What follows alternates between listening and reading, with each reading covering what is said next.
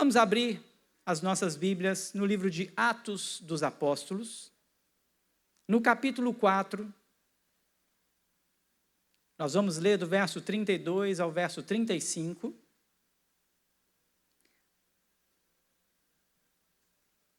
Atos dos Apóstolos, capítulo 4.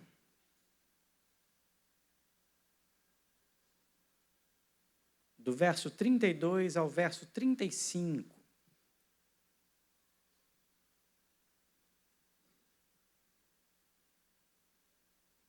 Eu vou fazer a leitura do texto. Os irmãos acompanhem comigo. Muito obrigado, meu irmão. Logo depois você permaneça com a sua Bíblia aberta, para que possamos então meditar na palavra do Senhor. Amém?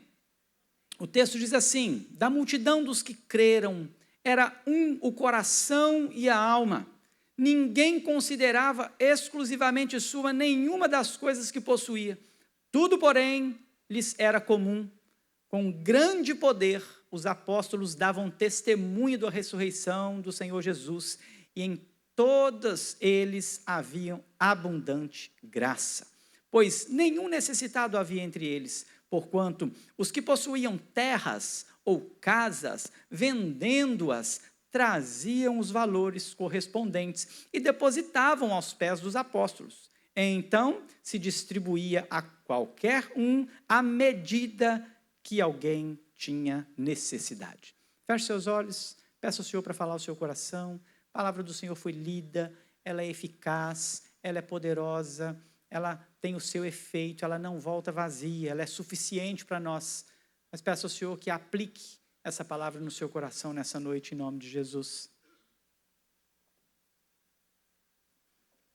Deus, obrigado porque nós temos a verdade em nossas mãos, verdade essa que nos conduz à salvação, que nos molda, que aplica em nós, Deus, uma cosmovisão perfeita.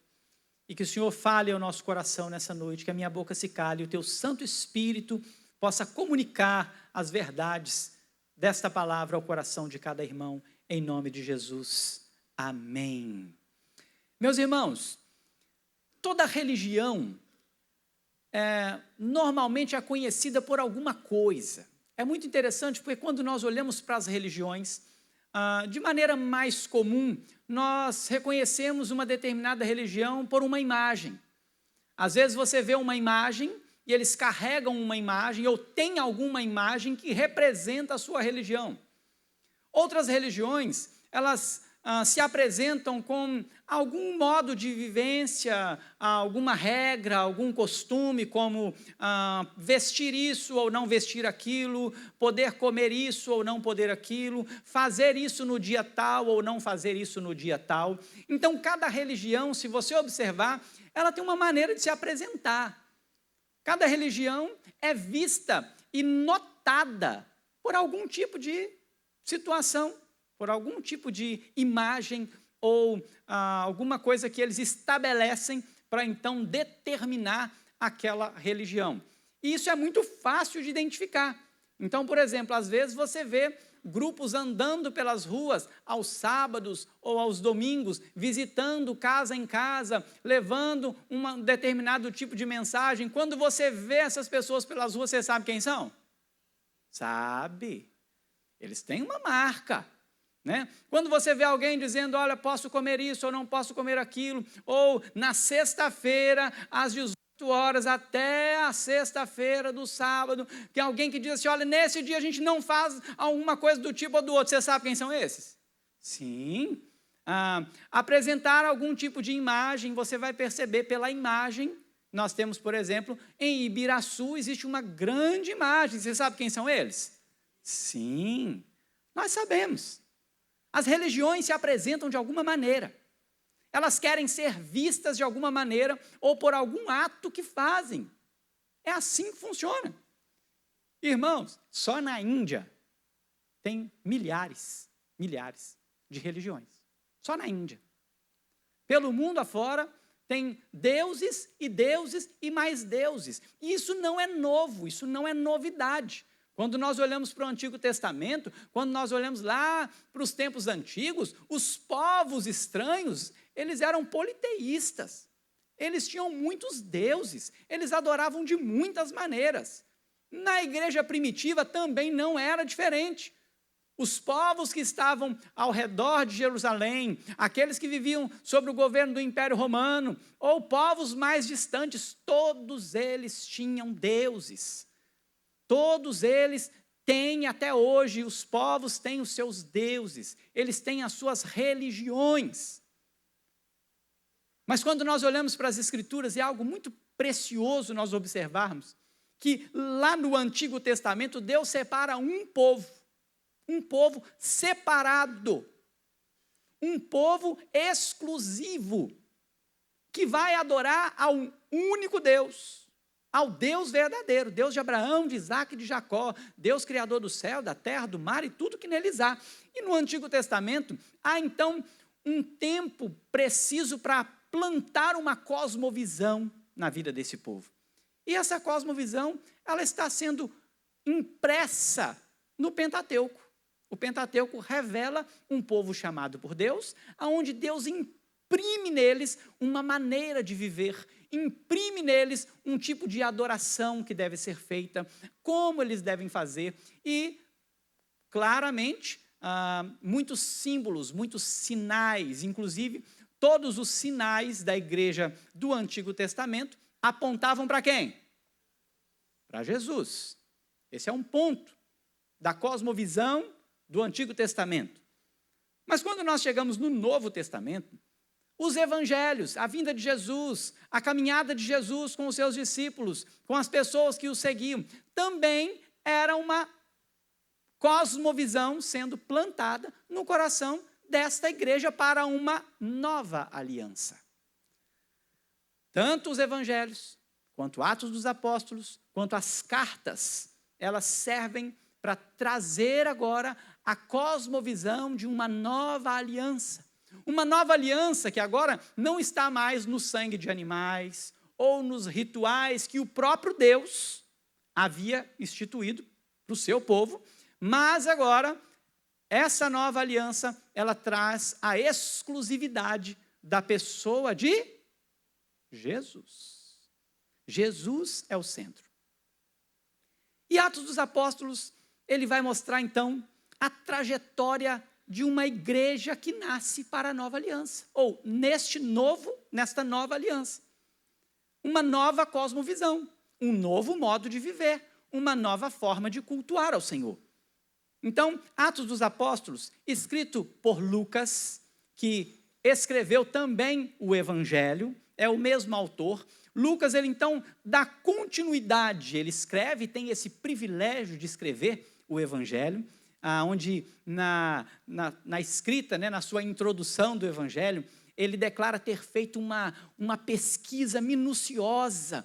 Ele declara que quando ele foi escrever o Evangelho, ele consultou tudo o que era possível para que ele pudesse então fazer os registros, e aqueles registros então, eles andaram lado a lado com os Evangelhos de Mateus e Marcos, algo muito precioso, porque Lucas não foi um dos 12, e Lucas então teve o privilégio de registrar isso. Possivelmente, ali a teologia reformada compreende que está ali entre os anos 60 e 64 depois de Cristo. Então, Lucas está escrevendo isso depois de uma longa data dos acontecimentos de Cristo, aonde ele traz, então, toda a sua pesquisa para poder relatar um dos evangelhos. Vocês percebem como que isso é precioso?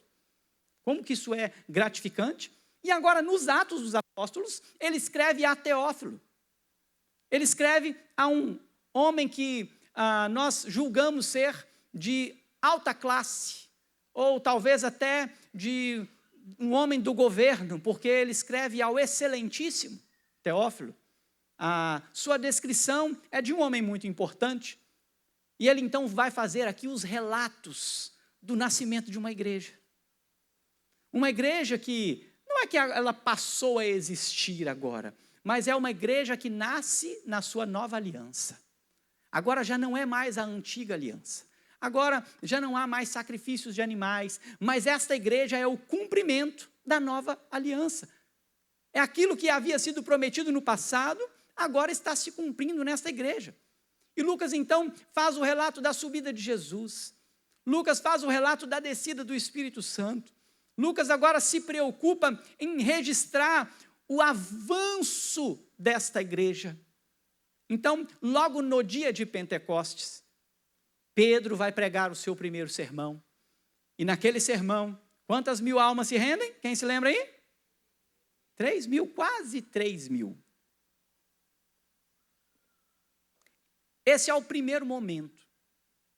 E logo depois do registro de uma pregação que rende aos pés do Senhor quase 3.000 almas, lá no capítulo 2, no verso 42, nós temos o primeiro registro, então, de uma vida dessa igreja. É o primeiro registro de Lucas a respeito dessa vivência. Então, eu pensando nisso, você pode perceber que há algum tempo Lucas dedicou a olhar para essa história e dizer assim, olha, Pedro pregou, quase 3.000 almas se converteram, mas como viviam essas 3.000 almas? Ele faz então o seu primeiro registro. A doutrina dos apóstolos, a comunhão, parte do pão, o temor que havia nessas almas, os sinais que eram feitos por intermédio dos apóstolos, a expressão de unidade, porque os que creram estavam juntos, eles tinham tudo em comum, a mesma descrição que nós lemos, onde eles vendiam suas propriedades e bens, distribuíam àqueles que tinham necessidade, perseveravam unânimes no templo, partia pão de casa em casa, as suas refeições eram feitas com alegria e singeleza de coração, louvavam a Deus, cantavam ao Senhor, tinham simpatia e dia a dia acrescentava ao Senhor os que iam sendo salvos. Pedro continua fazendo então o seu relato, e logo depois ele traz aquele homem que foi curado no templo, um homem coxo, que nós falamos sobre ele aqui há alguns domingos atrás. E é interessante porque na cura daquele homem coxo, Pedro novamente tem a oportunidade de pregar no templo, mais uma vez. E quando Pedro prega, quase que eu dei um trava-língua aqui, quando Pedro prega no templo, o texto vai dizer para nós, no capítulo 4, que após a sua pregação, lá no verso 4, ele vai dizer que o número, ele subiu para quantos aí? Agora é quase 5.000, por causa da pregação desse homem. Mas aí eles são presos, Pedro e João. Pedro e João são presos, são acusados. Eles são fortemente impedidos, na verdade, ou uma tentativa de um impedimento de falar de Jesus. Eles falam assim, olha, não falem desse Jesus. Eles são severamente arguídos pelas autoridades. Mas eles são soltos. E eles então chegam na igreja, ou no lugar onde o povo estava reunido. Então ali eles oram ao Senhor e eles agradecem ao Senhor, e a palavra do Senhor então ela é anunciada, porque no verso 31 do capítulo 4 diz que o Espírito Santo então tomou aquele povo, aquele lugar então tremeu, e agora aquele povo estava cheio do Espírito, com intrepidez, eles anunciavam a palavra de Deus. E ele então dá seguimento no texto que lemos, e mais uma vez ele traz aqui marcas, características, que quando nós observamos, entendo eu que aqui agora ele faz um compilado de marcas fundamentais de um cristão. Porque a pergunta que eu faço é, qual é a marca que você tem deixado? Quando nós olhamos para uma determinada religião, eu não disse que a gente reconhece por causa de algumas ações, por causa de algumas marcas. A minha pergunta para você nessa noite, qual é a marca que você tem deixado? Quando as pessoas olham para você, o que elas veem? Quando as pessoas conversam com você, o que elas veem? Talvez, e o que pode nos preocupar, é porque muitas vezes nós mostramos para as pessoas alguns ídolos, como a nossa própria denominação. Muitas pessoas carregam a sua denominação como um ídolo. Muitas pessoas, independente da denominação, muitas pessoas valorizam a sua denominação como um ídolo e elas a apresentam como tal, como sendo algo superior ao cristianismo, tendo no coração, não sei se no coração ou na mente, um engano de ser isso a mensagem cristã, ser isso a marca do cristão. Eu sou presbiteriano, isso não é marca de cristão. Até porque nem todo presbiteriano que diz Senhor, Senhor, o que acontece? Nem todo. Assim como nem todo batista, ou assembleiano, ou quadrangular, ou metodista, e assim por diante.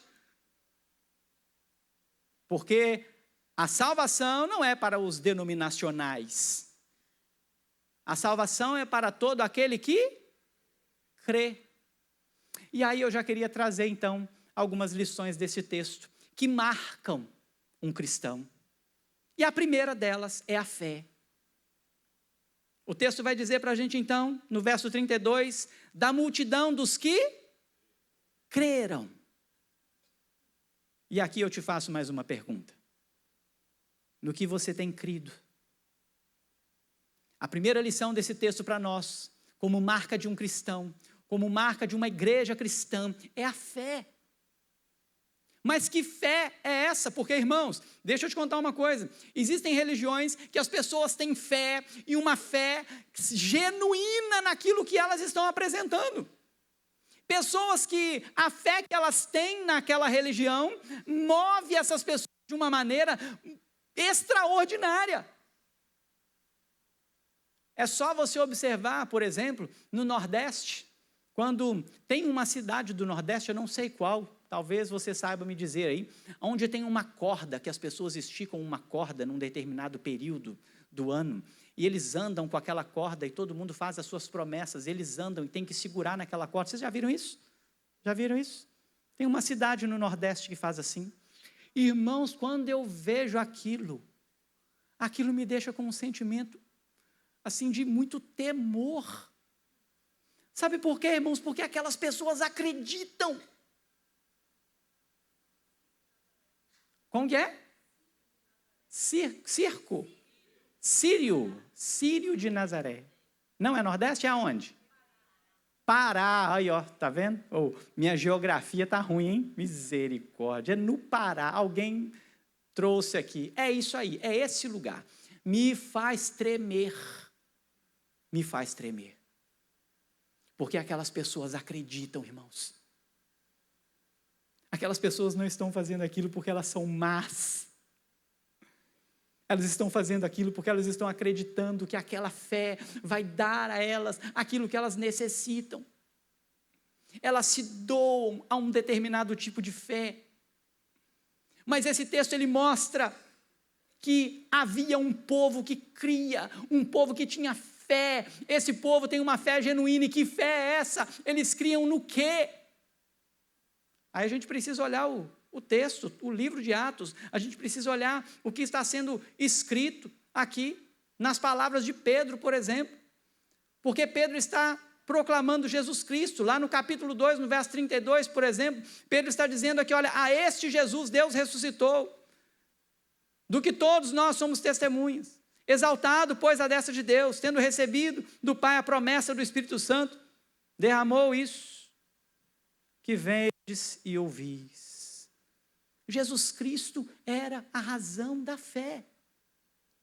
Sabe, no capítulo 2, quando nós olhamos o término do sermão, lá no verso 37, então você pega a sua Bíblia e acompanha comigo aí, ó. Capítulo 2, verso 37, nós vemos então, depois de um sermão pregado a respeito desse Jesus, o texto diz assim, olha, ouvindo eles estas coisas, compungiu-se-lhes o coração e perguntaram a Pedro e aos demais, que faremos, irmãos? E agora, depois do que nós ouvimos falar de um Jesus, nós ouvimos falar que esse foi o Jesus que nós crucificamos. Esse é o Jesus que pisou nessa terra e nós então o negamos em um determinado momento e agora nós cremos que Ele é o Deus Todo-Poderoso, nós cremos que Ele é o Rei dos Reis, nós cremos que Ele é o Senhor dos Senhores e agora o que faremos? O verso 38, leia comigo, o texto diz, todos juntos? Respondeu-lhes Pedro: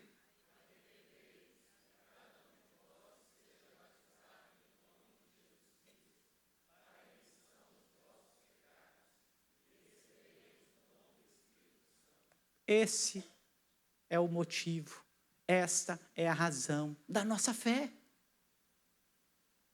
Nós somos um povo que crê, mas crê em Jesus Cristo. Ele é o fundamento da igreja cristã. Não pode haver outro, não pode haver outra coisa. E aqui, irmãos, eu preciso que você traga à sua mente, o seu coração, a seriedade de uma fé em Cristo, porque nós estamos vivendo tempos aonde as pessoas têm depositado a sua fé em pessoas. Nós estamos vivendo tempos onde as pessoas têm depositado a sua fé em templos. Templos feitos por mãos humanas, onde a palavra do Senhor diz que o Senhor Deus não habita neles. Muitas pessoas têm depositado a sua fé num determinado tipo de programa, numa determinada forma de prazer religioso. Mas o texto diz que havia uma multidão, e essa multidão era uma multidão dos que criam, e essa multidão cria exclusivamente, unicamente, em Jesus Cristo, nosso Senhor e Salvador. Torno a perguntar para você, qual é a razão da sua fé? Jesus Cristo é a única razão da sua fé? Jesus Cristo é exclusivamente o Senhor da sua vida, e isso é a razão para que você então possa se reunir como igreja do Senhor? Esta é a exclusiva razão de você se levantar aos domingos pela manhã e vir a uma escola dominical e reunir com os seus irmãos? Esta é a razão de você fazer parte de uma membresia, de uma igreja, de ter um nome no hall de membros de uma igreja local? Se esta não é a razão, você corre o risco de estar entre aqueles que vai dizer: Senhor, mas eu estive na igreja, Senhor. Mas o meu nome estava no hall de membros da igreja presbiteriana, uma igreja bíblica, reformada, uma igreja tradicional. E aí você vai ouvir do Senhor o quê? Apartai-vos de mim, não te conheço. Se a sua fé não é genuinamente em Cristo, você está correndo o risco de ouvir essas palavras naquele grande dia que está muito perto. Muito perto. Nós temos uma marca, e a primeira marca é esta fé. Nós precisamos crer em Jesus Cristo, o nosso Senhor e o nosso Salvador, e este deve ser o único motivo, a única razão de nos reunirmos como igreja. Essa deve ser a única razão de você sair da sua casa para cultuar ao Senhor em qualquer lugar, seja num culto de domingo, seja num culto de oração à terça-feira, seja num encontro de homens, de mulheres, na casa de alguém, num culto de ação de graças que alguém fez na sua casa, no seu trabalho, em qualquer lugar, nas suas orações diárias, quando você se levanta pela manhã e ora ao Senhor, Jesus Cristo tem que ser a razão da sua oração de manhãzinha, logo quando você acorda. É Jesus Cristo. Porque nós temos vivido um tempo de uma apresentação evangélica, de templos evangélicos, de shows evangélicos, que parece que não tem fim. E muitas pessoas têm dito que igrejas boas são igrejas com determinado número de pessoas, com um determinado templo, com uma quantidade de eventos assim, assim, assim. Quando, na verdade, só há uma razão: a fé em Cristo Jesus. Essa deve ser a principal marca. E você precisa fazer uma avaliação no seu coração. Onde você tem depositado a sua fé? Mas Lucas vai trazer aqui uma segunda lição desse texto. Então, a primeira lição, a primeira marca aqui deste cristianismo é a nossa fé. Mas a segunda marca é um só pensamento, é um só sentimento. Ele traz aqui duas palavras. Da multidão dos que creram, era o quê? O coração e a alma. Sabe o que Lucas está dizendo aqui? Eles pensavam a mesma coisa.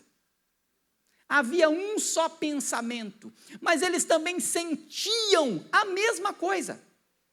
E quando eu olho para esse texto e olho para a vida dos apóstolos, e olho para o decorrer deste livro, da história, eu vou caminhar com você aqui em uma situação, por exemplo, no capítulo 5, no verso 12, acompanhe comigo aí, dá uma olhadinha aí no verso 12 do capítulo 5. O texto diz assim, olha, muitos sinais e prodígios eram feitos entre o povo pelas mãos dos apóstolos, e costumavam todos reunir-se de comum acordo. Aonde? No pórtico de Salomão. Sabe o que acontecia aqui? Todos os que creram, todos os que estavam juntos, pensavam a mesma coisa, sentiam a mesma coisa. Eles iam para o templo que não era um templo como esse, não era o templo deles, esse templo era o lugar dos judeus. Esse templo era a zona de morte.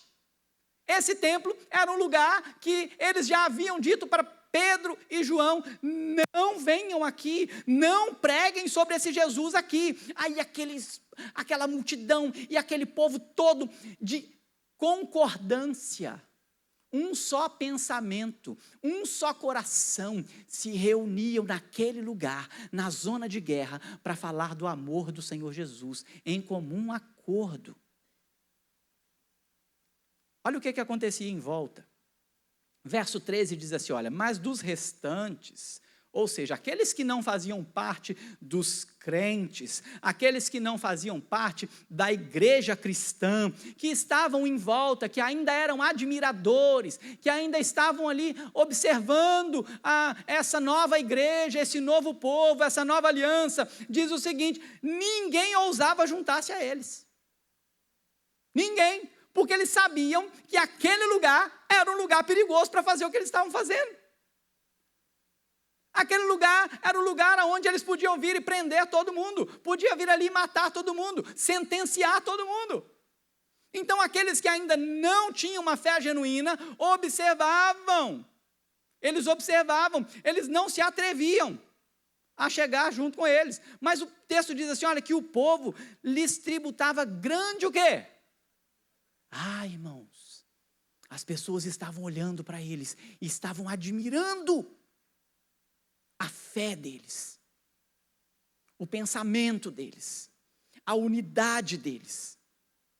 Mas quando eu penso em unidade, quando eu penso na estrutura que Lucas está trazendo para este coração e alma, eu preciso ir lá nas cartas de Paulo. Quando Paulo vai escrever aos Romanos, Paulo já está provavelmente ali naquele mesmo tempo onde Lucas está escrevendo o livro de Atos. E Paulo, então, está dizendo para os romanos que eles precisavam verificar o nível de fé de cada pessoa. Eles precisavam trabalhar nessa unidade, neste pensamento. Então, no capítulo 14 de Romanos, se você quiser ir lá comigo, pode ir, porque esse texto é muito importante para nós aqui hoje. No capítulo 14 de Romanos, no verso 5 em diante, diz assim, olha, um faz diferença entre dia e noite, outro julga iguais todos os dias. Cada um tem a opinião bem definida em sua própria mente. Quem distingue dia e dia, para o Senhor o faz. O que come, para o Senhor come, porque dá graças a Deus. E quem não come, para o Senhor não come, e dá graças a Deus. Porque nenhum de vós vive para si mesmo, nem morre para si, porque se vivemos, para o Senhor, vivemos. Se morremos, para o Senhor, morremos. Quer, pois, vivamos ou morramos, somos do Senhor. O apóstolo Paulo, ele está trazendo à igreja de Roma a necessidade de observar o nível de maturidade de cada pessoa. com relação às coisas que aconteciam em torno deles, porque viviam em lugares onde muitas comidas eram oferecidas a ídolos. Paulo também vai ter uma discussão como essa a respeito de comer e não comer lá na carta aos Coríntios. Mas aqui, esse texto é muito importante porque, olha o capítulo 15, verso 1 do capítulo 15. O texto diz assim, olha. Ora, nós que somos o quê, irmãos? O que está aí? Fortes. Paulo, ele está olhando para pessoas que estão dizendo assim, olha, vocês são mais maduros. Vocês são mais fortes. Então, ele está colocando essas pessoas como ele. Falando, então nós, e Paulo se inclui aqui, nós que somos fortes, nós devemos suportar o quê, irmãos? A debilidade dos fracos. E não agradarmos a nós mesmos. Paulo fala assim, olha, essa vida cristã, esse pensamento cristão, esse coração cristão, precisa visar uma igreja que anda em unidade e considerar a maturidade de cada irmão, de cada pessoa. Mas esse texto é tão precioso que ele continua dizendo assim, olha, eu vou ler e você acompanha comigo. Portanto, cada um de nós agrade ao próximo no que é bom para a edificação, porque também Cristo não se agradou a si mesmo, antes, como está escrito, as injúrias dos que te ultrajavam caíram sobre mim. Pois tudo quanto outrora foi escrito para o nosso ensino foi escrito, a fim de que pela paciência e pela consolação das Escrituras tenhamos esperança. O verso 5, leia comigo o verso 5 e 6, todos juntos, o texto diz... Ora,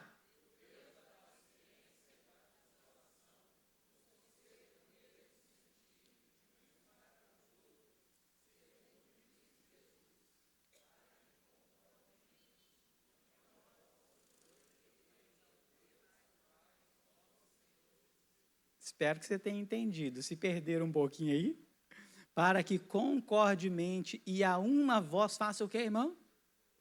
Ô, meu irmão. É isso que Lucas está escrevendo lá em Atos. Tem muita gente preocupada consigo mesmo. Tem muita gente preocupada com o seu próprio prazer, com o seu próprio entendimento. E estão esquecendo dos fracos. E não estão considerando que na comunidade cristã existem pessoas que já conseguiram adquirir um certo conhecimento de Deus, e então elas estão aptas para dizer, olha, eu posso comer e posso não comer, e isso aqui não me faz nenhuma diferença, mas não consegue compreender que há um outro irmão que veio de uma outra realidade, que veio de uma outra situação, e que diz assim, não, isso aí não pode. E isso não tem a ver com ser pecado ou não ser pecado. Paulo está falando nada disso.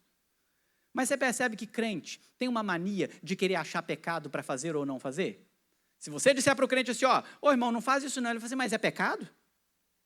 Mas ela vai dizer, não é pecado. Mas você vai deixar de fazer por quê? Porque há irmãos que estão mais fracos na fé. Há irmãos que não conseguirão caminhar com você, se você não tiver uma mente saudável e dizer não a algumas coisas que você já na sua maturidade já compreendeu. Lucas vai dizer para aquele povo, ou para Teófilo, neste livro, e ele vai dizer, Teófilo, a igreja tinha um coração e a alma, eles pensavam a mesma coisa, e eles sentiam a mesma coisa. O sentimento deles era mútuo. Eles caminhavam com Cristo em primeiro lugar, porque o que movia o coração e a mente deles não eram os desejos carnais, não era o pode, não pode. O que definia o coração e a alma deles era Cristo. E Cristo era o fundamento daquele povo e daquela igreja, por isso eles tinham uma preocupação com aqueles que chegavam nessa fé. Sabe, irmãos, a igreja cresce entre os gentios. E é muito interessante porque os gentios estavam acostumados, por exemplo, a igreja de Corinto vivia numa cidade que estava acostumado a ter cultos sexuais. Eles se ajuntavam em templos onde a relação sexual era a razão do culto deles.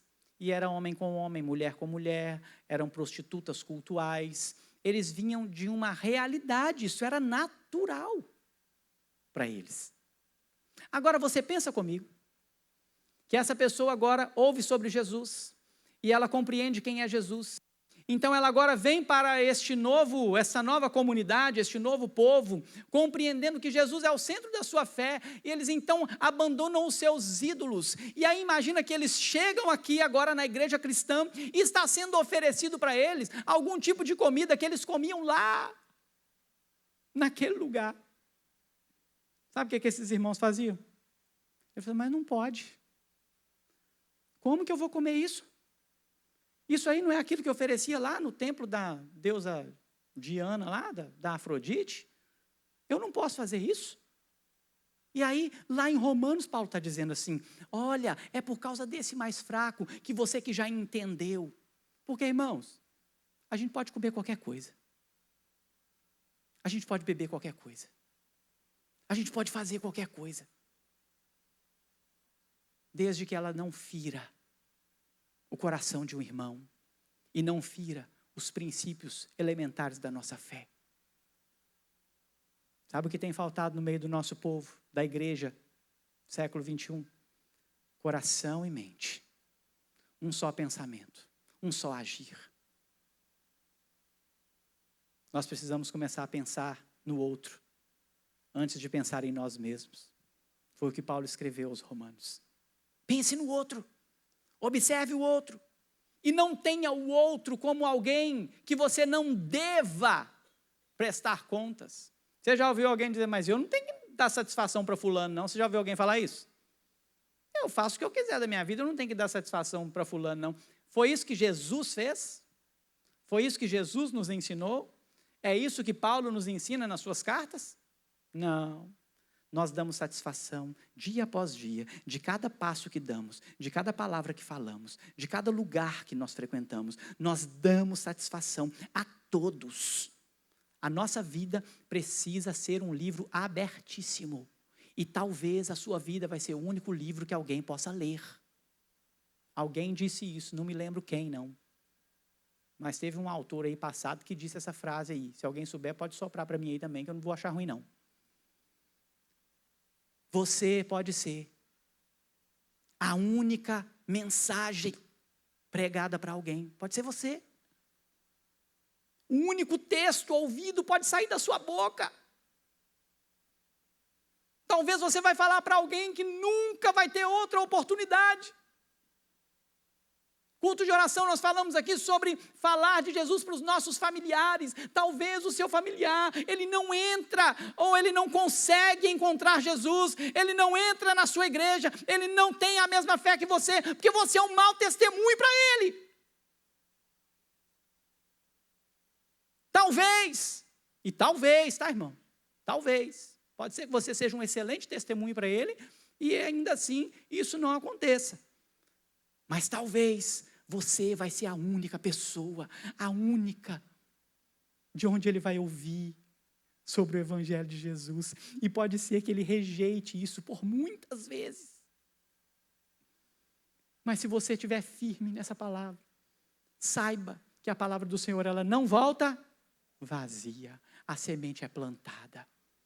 Essa igreja tinha um coração, uma alma, pensavam a mesma coisa, sentiam a mesma coisa, toda a igreja andava em unidade, e essa igreja então, primeiro lugar, eles tinham uma fé genuína em Cristo Jesus, eles, segundo lugar, pensavam a mesma coisa, sentiam a mesma coisa, terceiro lugar, eles viviam uma comunidade, era uma vida em comum, essa comunidade era a comunidade dos cristãos, e o texto vai dizer o seguinte: ninguém considerava exclusivamente sua nenhuma das coisas que possuía, tudo, porém, lhes era comum. E lá no verso 34 e 35, eles dizem assim, olha, pois nenhum necessitado havia entre eles, porquanto os que possuíam terras, os que possuíam casas, eles vendiam aquilo que eles possuíam, como alguém que tinha uma terra a mais, alguém que tinha uma casa a mais, alguém que tinha um bem a mais, eles então vendiam aquilo que eles tinham a mais, e eles traziam e depositavam aos pés dos apóstolos, e então se distribuía à medida que alguém tinha uma necessidade.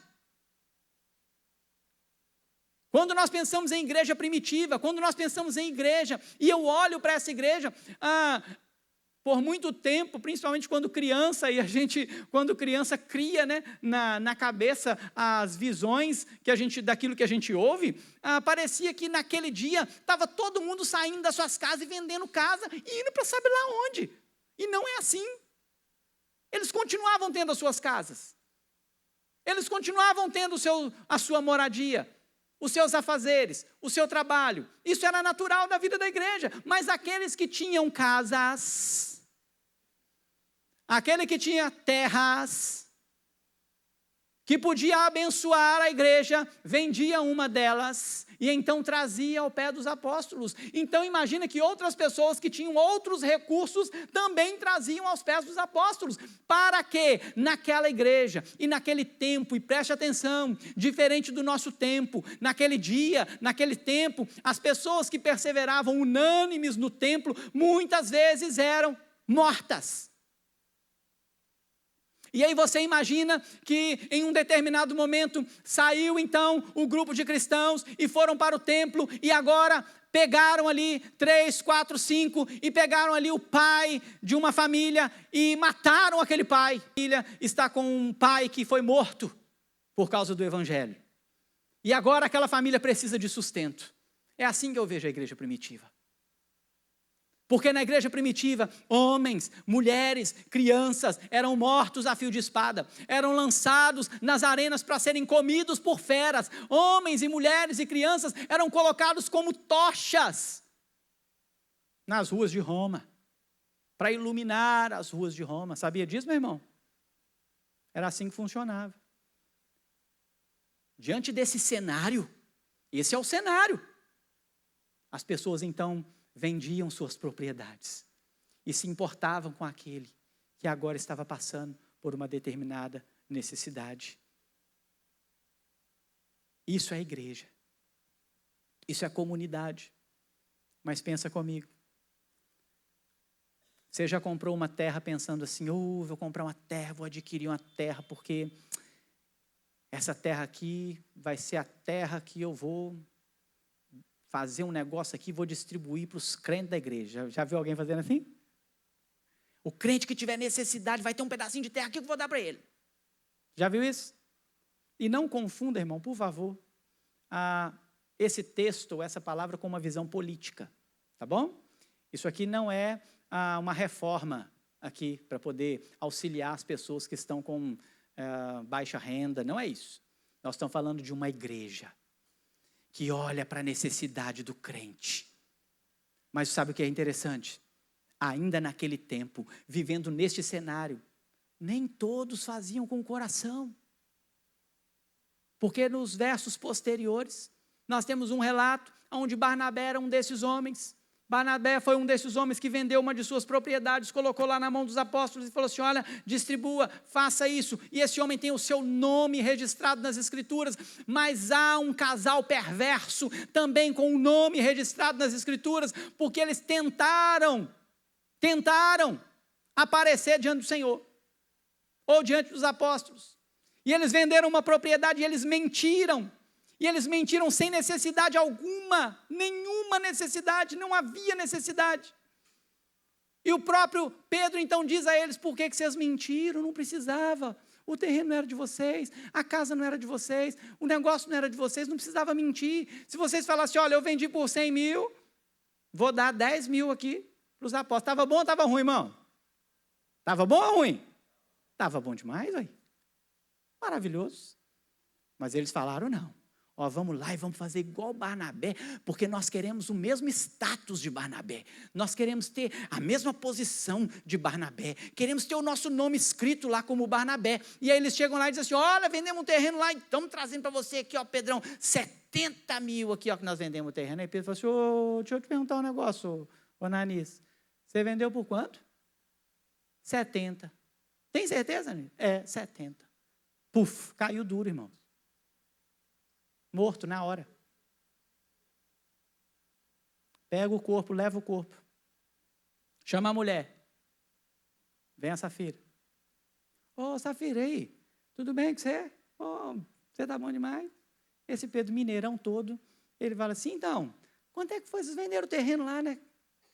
Deram a nós aqui, né? Que coisa boa. Quanto foi? Foi 70. É mesmo, Safira? Tem certeza, Safira? Quer mudar o preço, não? Posso perguntar? Os universitários, tem certeza? Quer consulta, não? Não, 70. Puf, caiu dura. Meus irmãos, talvez você não vai cair duro hoje, mas vai cair duro na eternidade, irmão. Nós precisamos trazer o senso de comunidade. Nós precisamos trazer para nós, para a igreja do Senhor, e hoje nós vimos números muito bons aqui hoje de manhã. Nós vimos uma junta diaconal atendendo a igreja do Senhor, mas nós podemos fazer mais. E o que eu quero falar aqui não é apenas sobre dinheiro, é sobre um senso de comunidade, é sobre um senso de pertencimento, é sobre um senso de comprometimento uns com os outros. Era o que havia naquela igreja. Mas tudo isso era movido por causa da fé genuína em Jesus. Aquele que tem fé genuína em Jesus, ele tem um senso de comunidade cristã. Aquele que tem uma fé genuína em Jesus, ele tem o mesmo coração, ele tem o mesmo sentimento, porque se nós estamos com a fé genuína em Cristo, o que mora no nosso coração e que nos move é o Espírito Santo de Deus, então ele vai fazer a mesma coisa em todos. Mas o texto traz uma última lição.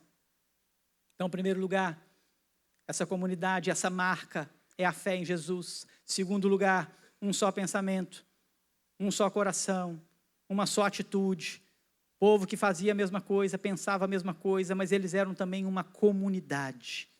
Eles eram um povo que viviam na mesma forma, com uma única maneira de pensar e viver. Mas aqui tem a quarta lição. É porque esse povo era um povo que dava testemunho.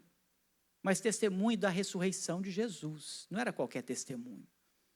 E aí o texto vai dizer no verso 33, leia comigo o verso 33, o texto diz: com grande poder, está com sua Bíblia aberta aí? Isso não está não? Atos 4, 33, vamos lá? Todos juntos? Com grande poder.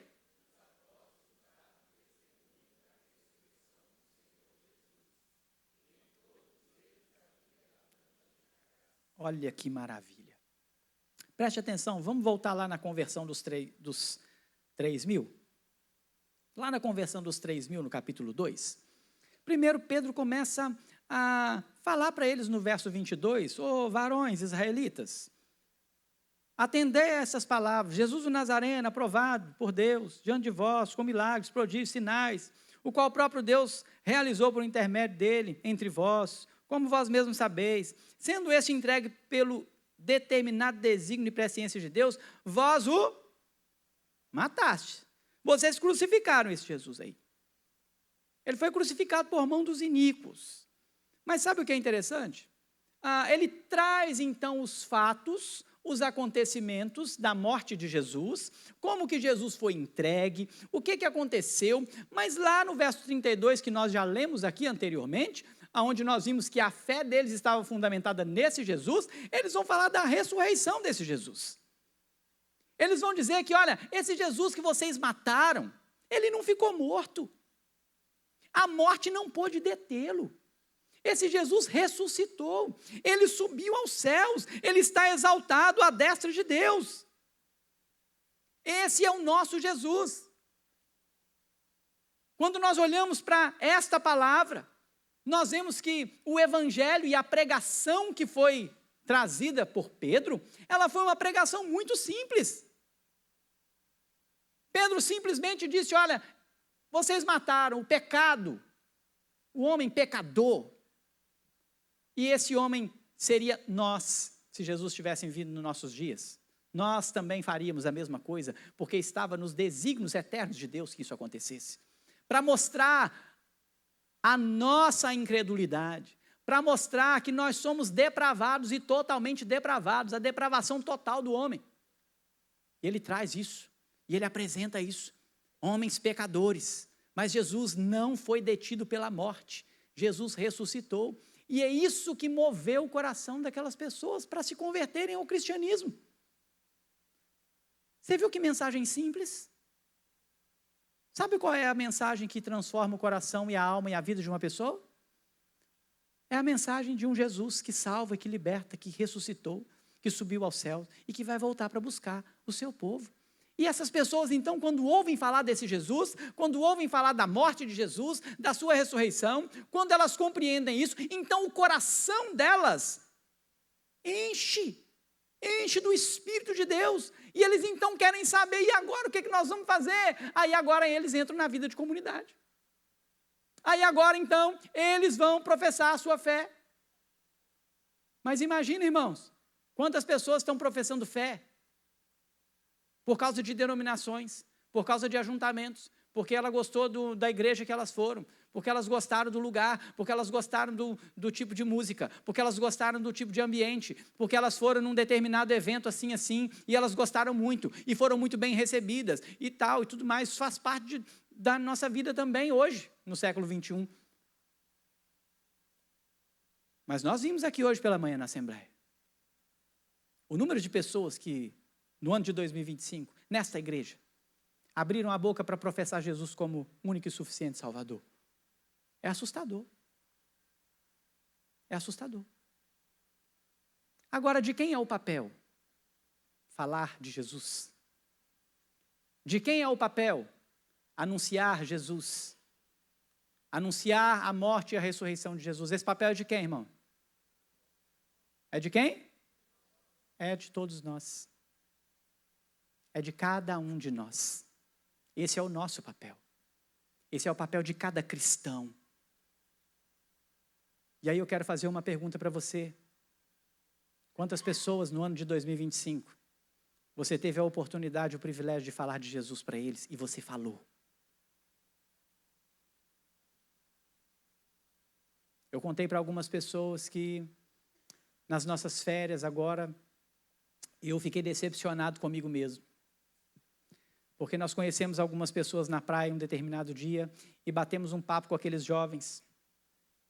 Depois, no outro dia, nós não encontramos, mas no outro dia nós encontramos novamente com eles e batemos mais um período de papo com eles. E só depois que eu pisei em Aracruz, o Senhor veio e me trouxe assim: pisa no chão aí, meu filho, ó, pisa aí. Eu perdi a oportunidade de falar de Jesus para 2 pessoas. E eu estou confessando pecado aqui. Já confessei para um monte de gente, vou confessar aqui agora. Vocês acham que o pastor é perfeito? Né? Não. Pecador miserável. Precisa se arrepender. Então o pastor de vocês está aqui pregando agora, perdeu a oportunidade de falar para 2 pessoas do Evangelho.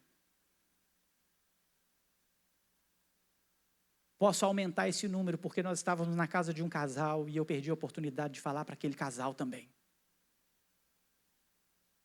E aquilo mexeu muito no meu coração. Aquilo mexeu muito e tem mexido nesse ano comigo, porque eu não quero perder as oportunidades. O Senhor está dando oportunidade para mim e para você para falar de Jesus, e nós não estamos falando. Nós estamos esperando que a igreja promova um evento para que pessoas se convertam. E nós estamos deixando de fazer o básico. O básico. Se você se propor no seu coração falar de Jesus para uma pessoa no ano, uma pessoa no ano, no mínimo, irmãos, no mínimo, nós vamos ter 1/3 a mais do que nós temos aqui agora, no mínimo. Porque a pregação, ela é de ordem nossa, mas a conversão é de quem?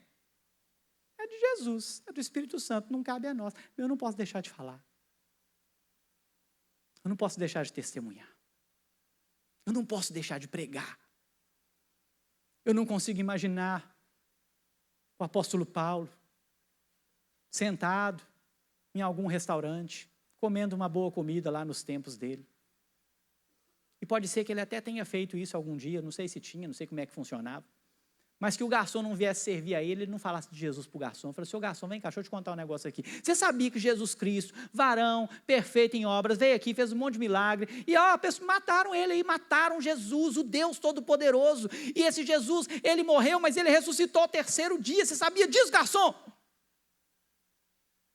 Eu duvido que Paulo não tenha feito algo desse tipo.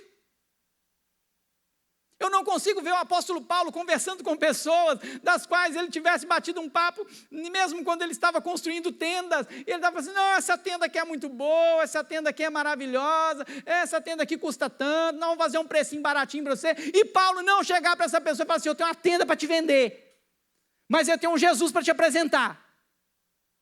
Eu não consigo ver Paulo fazendo outra coisa. Não consigo. Isso me chocou. A oportunidade que eu perdi me chocou e eu queria que ela chocasse você também. Quantas oportunidades você tem perdido? Quantas vezes nós perdemos a oportunidade de falar para um parente nosso? E sabe o que seu parente, seu amigo, seu vizinho, a pessoa da rua precisa ouvir? Não é que você é da igreja presbiteriana, não. Ele não precisa ouvir que você acredita no batismo por aspersão ou imersão. Ele não está precisando ouvir se o que você crê é predestinação ou se você crê naquele que não, sou eu que sou salvo por mim mesmo. Não é isso não que ele está querendo ouvir, não. Ele precisa ouvir que Jesus Cristo é o Senhor e Salvador, capaz de mudar a vida dele. Ele precisa ouvir que Jesus morreu pelos nossos pecados, que Jesus, e esse Jesus que morreu pelos nossos pecados, ressuscitou ao terceiro dia, venceu a morte e o inferno, e vai voltar para buscar a sua igreja, o seu povo, que ele reúne aqui, nessa terra. Você crê nisso, meu irmão? Então faz isso com fé. Sabe o que eu queria ver nessa igreja? Mais fé. Meu sonho.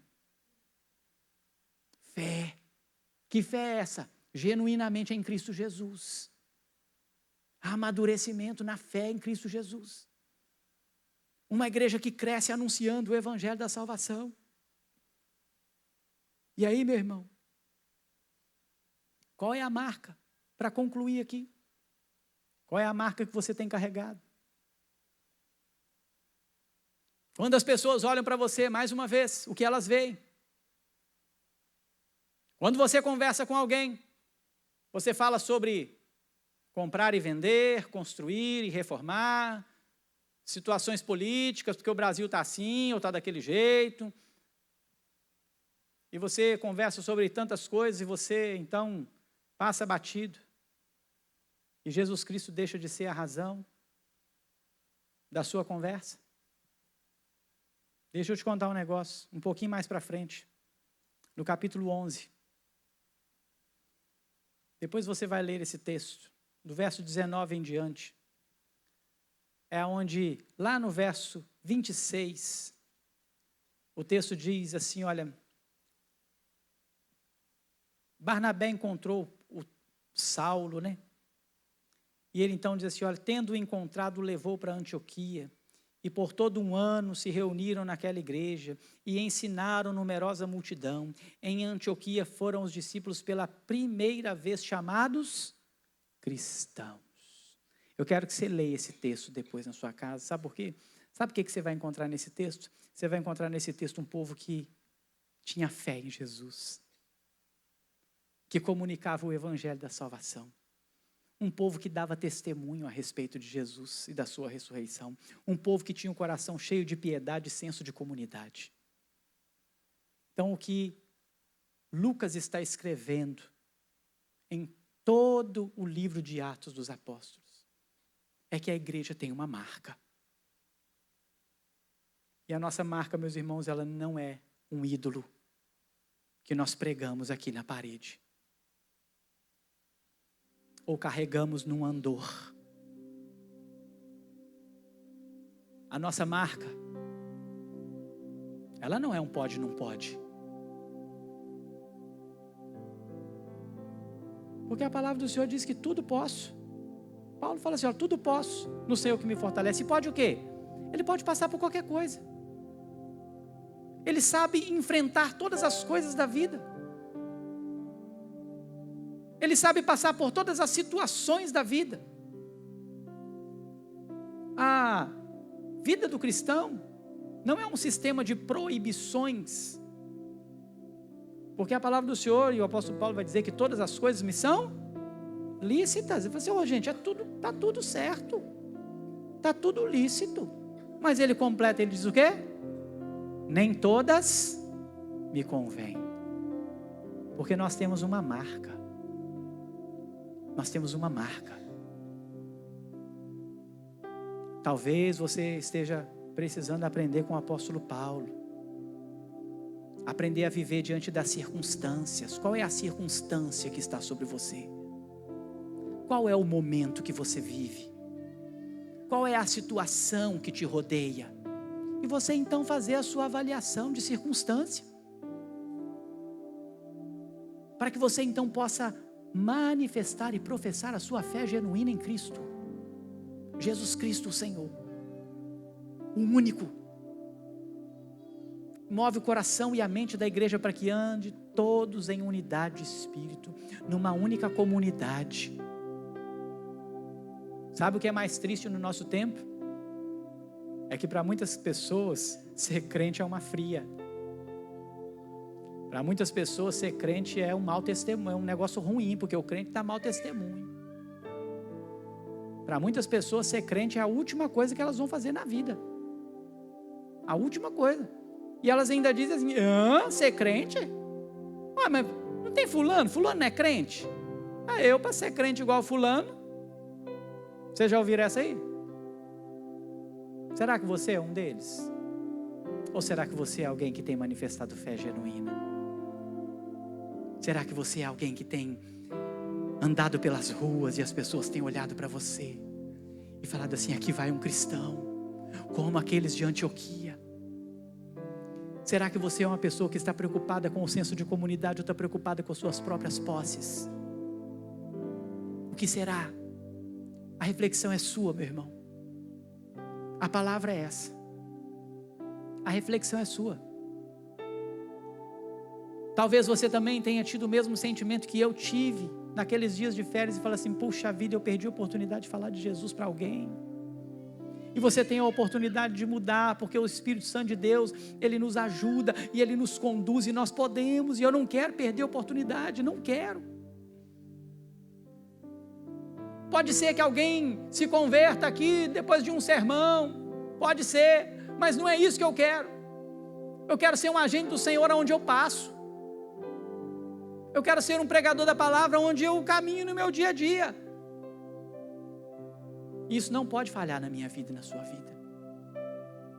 Nós precisamos parar com as picuinhas de crente. Não gosto disso, não gosto daquilo, concordo com isso, não concordo com aquilo, ninguém. Parar com isso. Parar com isso. Porque se nós caminhamos com Cristo, as coisas que nos cercam, elas vão ser alinhadas e ajustadas, e nem tudo a gente gosta. E a gente não faz tudo que a gente gosta, é só você olhar para os seus filhos. Assim é o crente. Às vezes a gente faz uma coisa que a gente não gosta, igual os filhos da gente. E eles têm que fazer ou não tem, irmão? Tem que fazer. E quando você diz para o seu filho fazer uma coisa que ele não gosta de fazer, você mandou ele fazer alguma coisa errada? Não. Você não mandou pelo bem dele? Não é para o bem dele? Tem muita coisa que a gente não vai fazer para o nosso bem. E nós vamos fazer pelo senso de comunidade. Nós vamos fazer porque às vezes existe um irmãozinho mais fraco. Então nós vamos deixar de fazer ou vamos fazer para que todos então andem na unidade da fé. Qual é a sua marca? O que você tem carregado? Coloque-se de pé. Feche seus olhos e coloque a sua vida diante do Senhor. Você tem carregado essas marcas? Você tem andado em unidade de pensamento?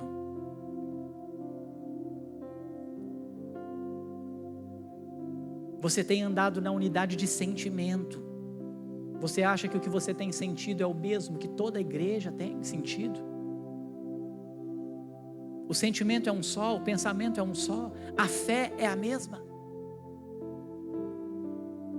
Será que você tem se importado com o seu irmão, a ponto de abrir mão do que é propriamente seu, para que outro irmão então seja beneficiado?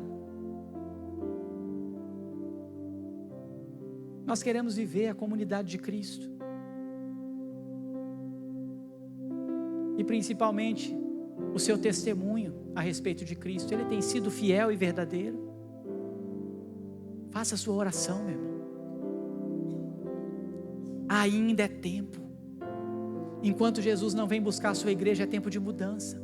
Enquanto Jesus não vem buscar a sua igreja, é tempo de conversão. Enquanto Jesus não vem buscar a sua igreja, Ele ainda nos dá tempo de melhorar. Enquanto Jesus ainda não vem buscar a sua igreja, Ele dá tempo para a gente amadurecer. Enquanto Jesus não vem buscar a sua igreja, Ele dá tempo de nós sermos uma igreja mais sadia, saudável, uma igreja mais madura. Enquanto Ele não volta, porque um dia Ele vai voltar, isso vai acabar.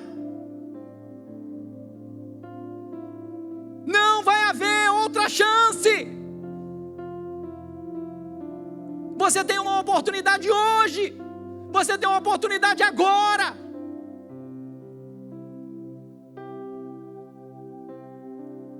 E que Jesus Cristo seja aquele que é o centro da sua decisão.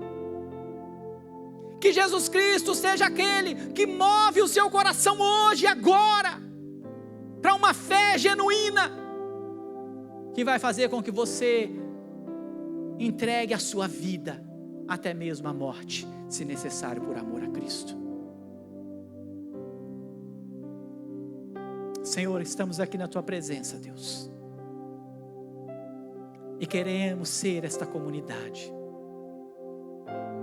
porque nós fomos chamados para ser assim. Nós queremos ser esse povo, porque o Senhor nos selecionou e nos chamou para ser esse povo. Não é apenas um desejo do coração humano, é pela fé que move o nosso coração. Por isso visita cada irmão, Senhor. Traz melhoramento, Deus, para nós. Melhora a gente, Senhor. Melhora a gente, melhora o nosso pensamento, melhora, Deus, a nossa fé. Aumenta a nossa fé, como o próprio Pedro clama ao Senhor. Aumenta a nossa fé, Senhor. Nos traga fé genuína no Senhor Jesus. Corta e arranca de nós todo o preciosismo denominacional, toda a religiosidade perversa que tem nos impedido de viver uma vida genuína na comunidade cristã. Move o coração, Deus, para que o amor seja mútuo, para que possamos, ó Deus, olhar uns para os outros, Deus, sabendo que somos um só corpo em Cristo Jesus, e que a nossa boca não se cale, que não percamos a oportunidade de anunciar esse evangelho da salvação, em nome de Jesus. E agora, Deus, minha oração é que o Senhor abençoe, Senhor, cada um que aqui está. Leva-nos em paz para o nosso lar, e nos dê uma semana de reflexão do que ouvimos aqui, Senhor, e de prática, que não venhamos a ser o construtor imprudente, que ouve as palavras do Senhor e não as pratica. Que haja prática na vida da sua igreja. Conduza-nos, Deus, a uma semana poderosa, para louvor e glória do seu nome. É a oração que te fazemos em nome de Jesus. Amém.